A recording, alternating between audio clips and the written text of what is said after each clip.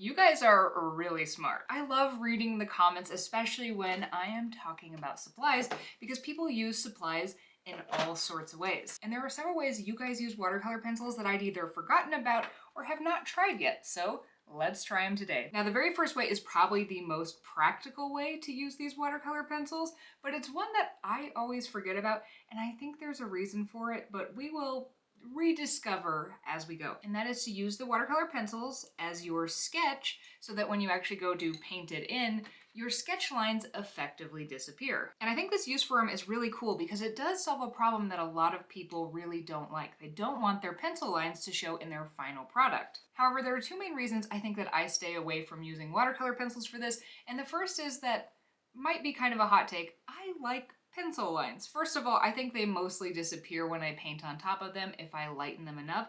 But secondly, if I can see them, it really gives it more of an instant visual history, like somebody actually made this. And I really like that quality about art. When you look at things, you notice little details and little things that the artist did with their own hands. And so I like pencil lines. But the second reason is that you can't really erase colored pencil lines quite as well. And so if you make a mistake, yes, you can wet it to make it disappear.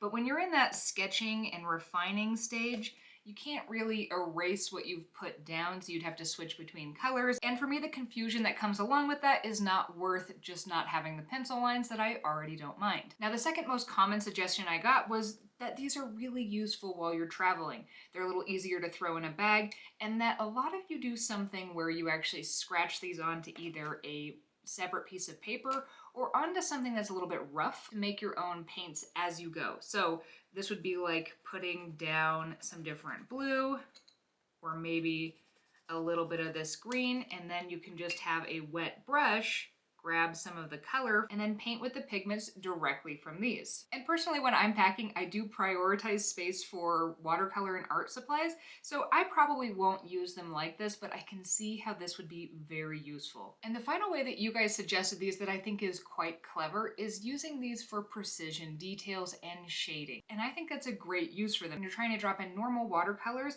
it can be a little bit tricky to know how to deposit the color, what wet stage the paper needs to be at.